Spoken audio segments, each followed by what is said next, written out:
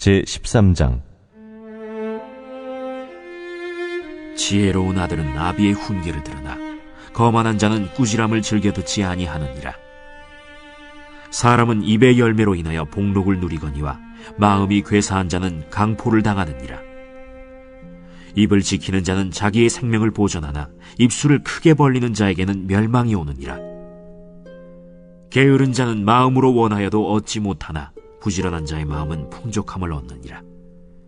의인은 거짓말을 미워하나 악인은 행위가 흉악하여 부끄러운 데에 이르느니라. 공의는 행실이 정직한 자를 보호하고 악은 죄인을 패망하게 하느니라. 스스로 부한 체하여도 아무것도 없는 자가 있고 스스로 가난한 체하여도 재물이 많은 자가 있느니라. 사람의 재물이 자기 생명에 속전일 수 있으나 가난한 자는 협박을 받을 일이 없느니라. 의인의 빛은 환하게 빛나고 악인의 등불은 꺼지느니라. 교만에서는 다툼만 일어날 뿐이라. 권면을 듣는 자는 지혜가 있느니라. 망령되이 얻은 재물은 줄어가고 손으로 모은 것은 늘어가느니라. 소망이 더디 이루어지면 그것이 마음을 상하게 하거니와 소원이 이루어지는 것은 곧 생명나무니라. 말씀을 멸시하는 자는 자기에게 패망을 이루고 계명을 두려워하는 자는 상을 받느니라. 지혜 있는 자의 교훈은 생명의 샘이니 사망의 그물에서 벗어나게 하느니라. 선한 지혜는 은혜를 베푸나 사악한 자의 길은 험하니라. 무릇 슬기로운 자는 지식으로 행하거니와 미련한 자는 자기의 미련한 것을 나타내느니라. 악한 사자는 재앙에 빠져도 충성된 사신은 양약이 되느니라. 훈계를 저버리는 자에게는 궁핍과 수욕이 이르거니와 경계를 받는 자는 존영을 받느니라. 소원을 성취하면 마음에 달아도 미련한 자는 악에서 떠나기를 싫어하느니라. 지혜로운 자와 동행하면 지혜를 얻고 미련한 자와 사귀면 해를 받느니라. 재앙은 죄인을 따르고 선한 보응은 의인에게 이르느니라. 선인은 그 산업을 자자손손에게 끼쳐도 죄인의 재물은 의인을 위하여 쌓이느니라. 가난한 자는 밭을 경작함으로 양식이 많아지거니와 불의로 말미암아 가산을 탕진하는 자가 있느니라. 매를 아끼는 자는 그의 자식을 미워함이라. 자식을 사랑하는 자는 근실이 징계하느니라. 의인은 포식하여도 악인의 배는 줄이느니라.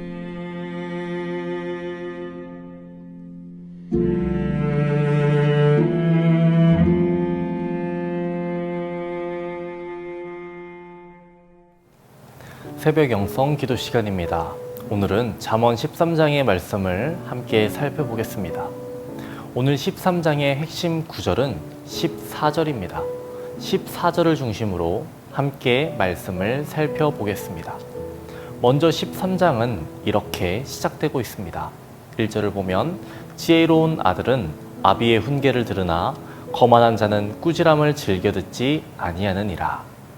솔로몬은 이렇게 교훈하고 있습니다. 또한 10절에서는 권면을 듣는 자는 지혜가 있느니라. 13절에서는 말씀을 멸시하는 자는 패망을 이루고 계명을 두려워하는 자는 상을 얻느니라. 18절에서는 훈계를 저버리는 자에게는 궁핍과 수욕이 이르거니와 경계를 받는 자는 존영을 받느니라 라고도 말합니다. 이것을 정리해보면 훈계를 듣는 자, 권면을 듣는 자, 이것이 아니면 말씀을 멸시하는 자, 훈계를 저버리는 자로 나눌 수 있습니다. 훈계를 듣는 자는 지혜로운 자이며 훈계를 저버리는 자는 미련한 자로 나눠지고 있는 것입니다. 13장 전체의 말씀이 이러한 흐름 아래 놓여 있는 것입니다. 1절에서 솔로몬은 지혜로운 자는 이라고 쓰지 않고 지혜로운 아들은으로 시작하고 있습니다. 아비의 훈계를 듣는, 아비의 훈계를 수용하는 아들이 지혜로운 아들이라고 말하고 있는 것입니다. 13장 전체에서 지혜로운 자가 아닌 지혜로운 아들이라고 언급되는 부분은 여기뿐입니다. 그 이후에는 권면을 듣는 자, 지혜 있는 자 이렇게 표현이 변합니다. 우리는 왜 용어가 이렇게 변했는지에 대해서 살펴볼 필요가 있습니다. 14절의 말씀을 보겠습니다. 지혜 있는 자의 교훈은 생명의 샘이니 사망의 그물에서 벗어나게 하느니라. 이 부분은 잠언 14장 27절과 함께 살펴봐야 합니다. 잠언 14장 27절 말씀도 함께 보겠습니다.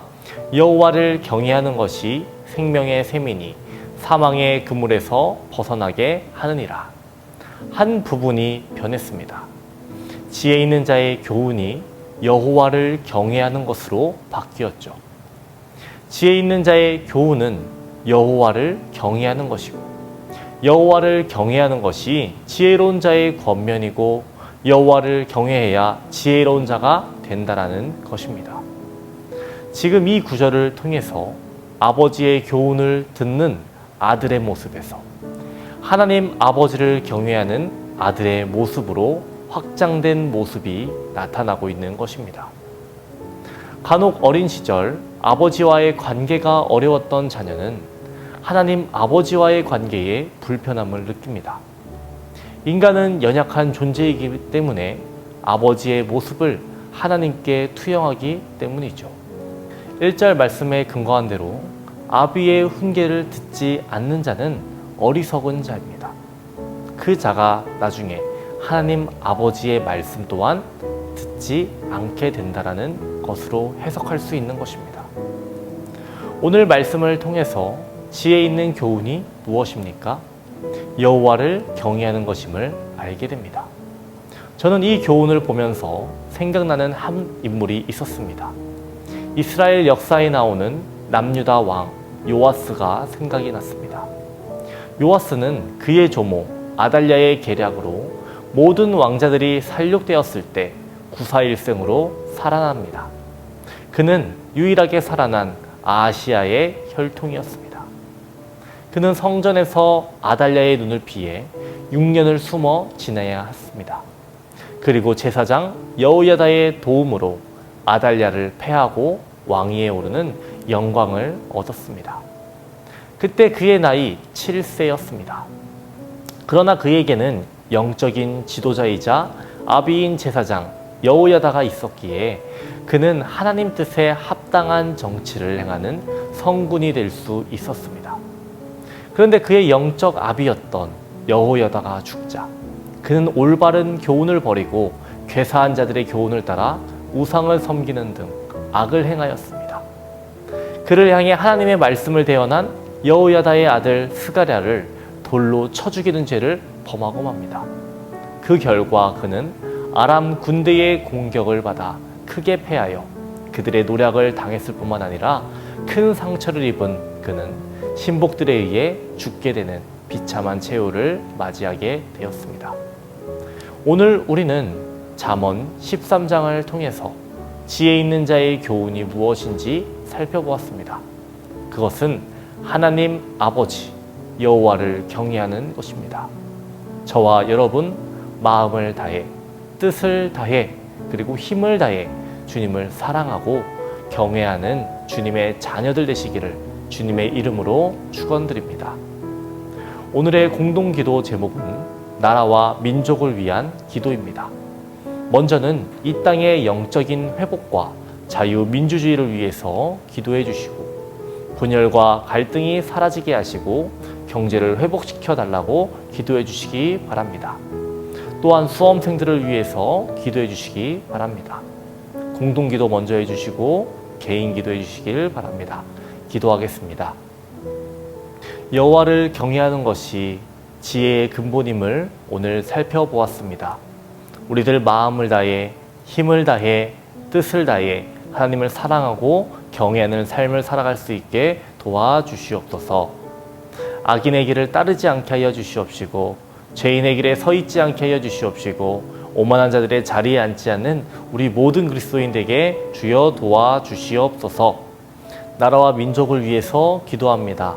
하나님 이 나라 이 민족을 불쌍히 여겨 주시옵시고 영적인 회복을 주님 허락하여 주시옵시고 민주주의가 무너지지 않도록 주님 도와주시옵소서. 분열과 갈등이 사라지게 하시고 하나 되게 하여 주시옵소서. 특별히 경제가 회복되게 하시고 성도들의 삶이 어렵지 않도록 하나님의 손길을 허락하여 주시옵소서. 암으로 여러 질병으로 고통받는 주님의 자녀들 주의 손으로 안수하여 주셔서 깨끗이 고쳐 주시옵시고, 연로하신 장로님들과 권사님들의 건강을 주님 특별히 지켜 주시옵소서. 특별히 시험을 앞두고 있는 수험생들이 있습니다. 하나님, 그들의 믿음을 지켜 주시옵시고 건강을 허락해 주시고 지혜와 명철을 주님 주시옵소서. 오늘 하루도 감사한 하루가 되길 원합니다. 하나님, 우리를 지키시고 인도하여 주시옵소서. 예수님의 이름으로 기도합니다. 아멘.